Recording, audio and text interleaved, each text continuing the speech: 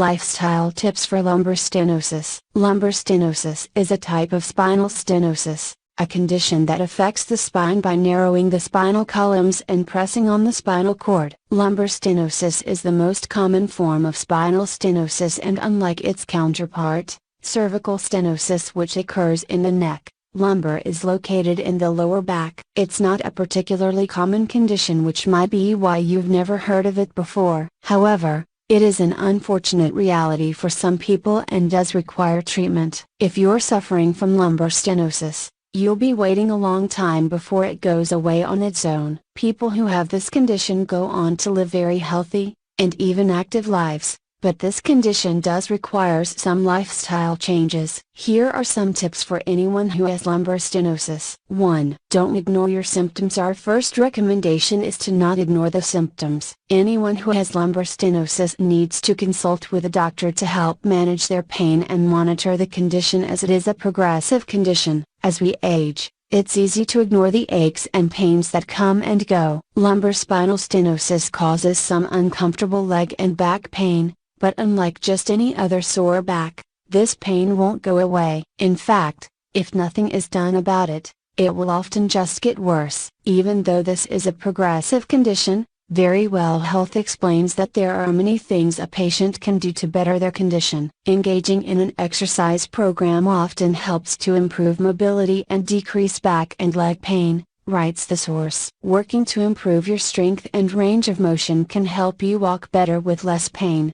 Being proactive about your health is one of the best things you can do for lumbar spinal stenosis. 2. Stretch on a regular basis. Stretching is a great way to get the body better prepared to start exercising, which we'll get into more later, and improve flexibility. It will help ease some of the pain and stiffness that comes with lumbar stenosis and increase range of motion. Stretching is something that should be done every day, but is especially important after workouts and to help ease into a workout. You can also help relieve stress by focusing on breathing while stretching. Dr. X provides some examples of stretches that can help relieve back or sciatic pain, like sitting leg stretches, knee to chest stretches on the floor, back stretches done while laying on the stomach and lifting the chest or legs, quadricep stretches, which can be done by standing, bending one knee and pulling the foot behind you, or hip and hip flexor stretches done with your back on the floor by bending the legs, crossing one ankle over the other knee and possibly pulling on the back of the things to deepen the stretch. The biggest benefit of stretching is improving range of motion and mobility, because this helps with lower back pain,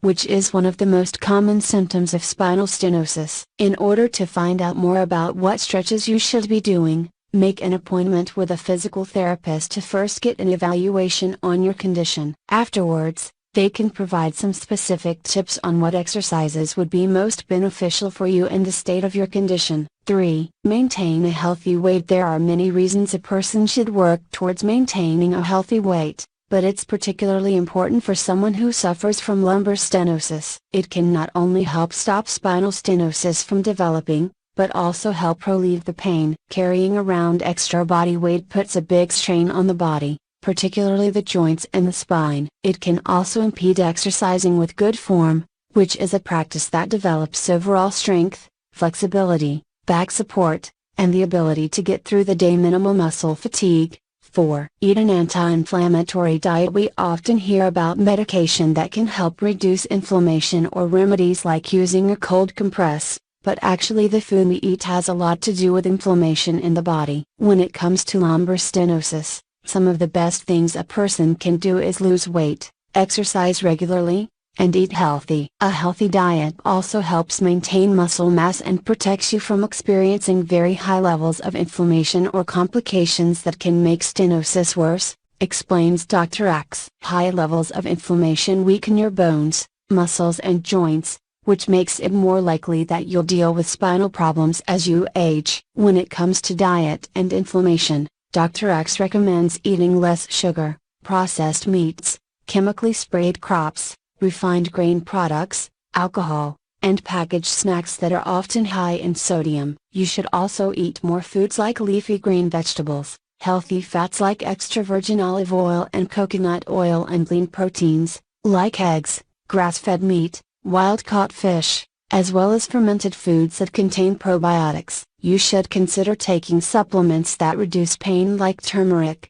omega-3 fish oils, glucosamine, MSM and proteolytic enzymes. As with any other condition, avoid smoking, doing any kind of recreational drugs, and try to take care of yourself by reducing stress and getting lots of sleep. 5. Don't only treat the inflammation as we mentioned earlier. Lumbar stenosis is a condition that affects the spine. Even though the spine is strong enough to support our posture and back, it's also very delicate with nerves running through the vertebrae. These nerves conduct signals to the brain and the rest of the body. When spinal stenosis causes narrowing of the spinal canal, this explains why it irritates the nerves and causes symptoms that run down into the legs. The symptoms of lumbar stenosis tend to worsen with activity like walking, but feel better when sitting down or bending forward. When your nerves become irritated, they may be inflamed, and taking anti-inflammatory medication can temporarily improve your condition. While treating the inflammation of spinal stenosis is important, it's not the most thing to do. You also need to be doing exercises that will help improve flexibility and how the spine moves. Very Well Health describes it as changing the biomechanics of the spine. This can be accomplished with exercises, which we will get to next, and postural correction. 6. Get regular exercise. Not surprisingly, lumbar spinal stenosis can make exercising extremely painful. Even just moving around is difficult. Unfortunately, this is also one of the best things for lumbar stenosis. Even people who don't have this condition, should be exercising on a regular basis to improve flexibility, balance, and strengthen the body to prevent injuries. If you are someone who didn't put a lot of emphasis on exercise before developing this condition, you need to start now. It doesn't take a lot, and if you're experiencing a lot of pain, you need to take it slow. Start with something simple like walking, and do it for a few minutes a day, building yourself up to 30 minutes a day, 3 times a week. If walking is too painful, Healthline recommends taking the exercise into the pool. The buoyancy of the water makes it easier to move and get full range of motion. You'll want to pick exercises that work on strengthening the back and your abdominal muscles. We'll get into the specifics in the next slide, but you should also consult with your doctor or physical therapist about what would be most appropriate for you. If your condition is severe, you might need a little assistance from a back brace. 7. Don't only do flexion exercises. First, let's define what flexion exercises, because most people probably don't know what these are. Flexion exercises are a set or system of exercises designed to enhance lumbar flexion and manage low back pain by bending forward. They are often prescribed to people with lower back pain, sciatic pain, or lumbar stenosis. These types of exercises are good for you because bending forward increases the spinal canal diameter, explains Very Well Health, and takes pressure off spinal nerves. While these exercises are great for lumbar stenosis, the source notes that there are other exercises that can also be beneficial, like bending backward with sustained standing lumbar extension. This exercise can gently press against your spinal discs, moving them away from your spinal canal and nerves to give them more room, writes the source. Talk to your physical therapist about how spinal extension exercises are done and whether these may be of benefit to you.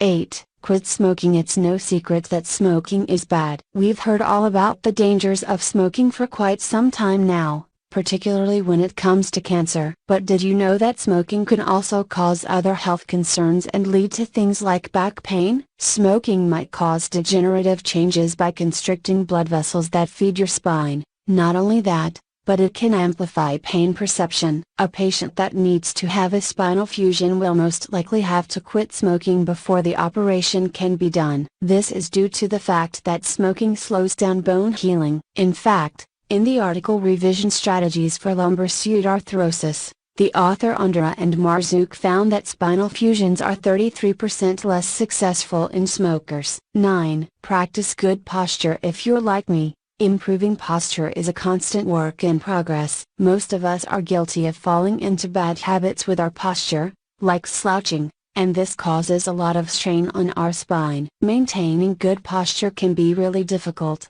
especially if you work at a desk for 8 hours a day, 5 days a week. But it's not just important when sitting. It's also important to practice good posture when doing things like chores around the house or lifting heavy objects around the house. Good posture protects you from injury and any wear and tear that could lead to spinal stenosis. Dr. X recommends using a chair at work that can be adjusted so that your back's straight, your heels are on the ground, knees slightly bent, and the chin is parallel to the floor. If you are someone who is sitting for long periods of the day without much lower back support, place a small pillow behind your lower back. 10. Go visit a chiropractor. As we just discussed, good posture is critical for someone with lumbar stenosis. It's also an important preventative measure for spinal stenosis. To help with posture, go see a chiropractor. They can help assess whether or not you have bad posture and provide tips or care to help relieve any back pain associated with it. Chiropractors are trained in manipulating the spine, helping improve posture and reducing nerve pain or damage, writes Dr. X. A chiropractor can perform targeted chiropractic adjustments to help realign the spinal discs, prevent further compression or protrusion into the spinal canal, and lower pain of the back, neck and sciatic nerve. 11. Natural pain remedies. Pain is one of the most common and unfortunate symptoms of lumbar spinal stenosis. The best thing for a patient to know is how to better manage that pain, and luckily there are several great natural pain remedies, tips and tricks to try that should provide some relief. The first one we have to share is using either a hot or cold compress to help dull the pain and control inflammation, says Dr. X. When it comes to ice packs, use it in the first 72 hours of pain, after a triggered episode to reduce swelling. Apply twice a day for about 15 minutes each time. When it comes to a hot compress, only use this if the area isn't already red and inflamed. You can use a heating pad on low or medium for 15 to 20 minutes at a time, several times a day. The source recommends laying down while using the pad on your back, or wrapping it around the lower back when sitting down. Another trick to try is taking a long hot shower or bath. This also helps dull the pain. Add Epsom salt to a hot bath, along with soothing essential oils, such as peppermint or lavender oil, to further penetrate and relax the inflamed area, writes Dr. X. You can also book a massage to help relax muscles, loosen tissue, and increase blood flow. Massages help increase the production of endorphins, which ease pain.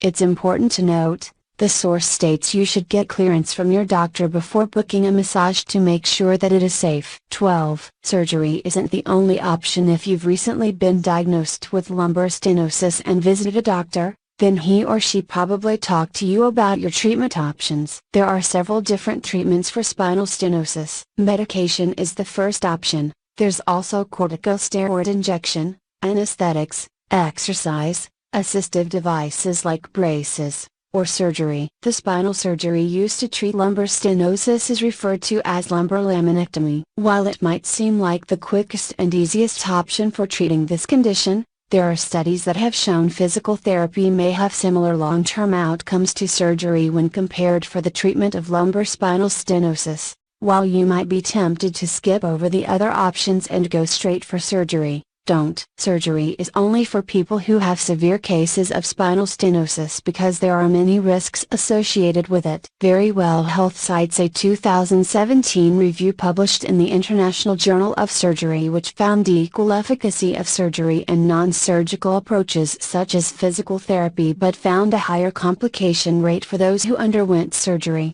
When it comes to surgery, it's not always the best treatment option. The risks must outweigh the benefits. You doctor should be able to assess what treatment option would work best for you. 13. Try physical therapy. Physical therapy is an important part of recovery, especially for lumbar spinal stenosis. As we already mentioned in this article, someone who has lumbar spinal stenosis will find exercise to be painful, but moving around is important. A physical therapist, PT, will help improve the healing process of stenosis and assist in the recovery so that you can get to a point where you're able to move freely without pain, or as much pain. A PT can help you safely start to practice specific posture improving exercises that strengthen your upper legs, core and back, Sometimes special machinery or equipment is used to perform abdominal exercises that help take pressure off the spine. They will also teach you how to improve your posture and give tips on how to adopt a healthier lifestyle that caters to improving spinal stenosis and preventing further damage,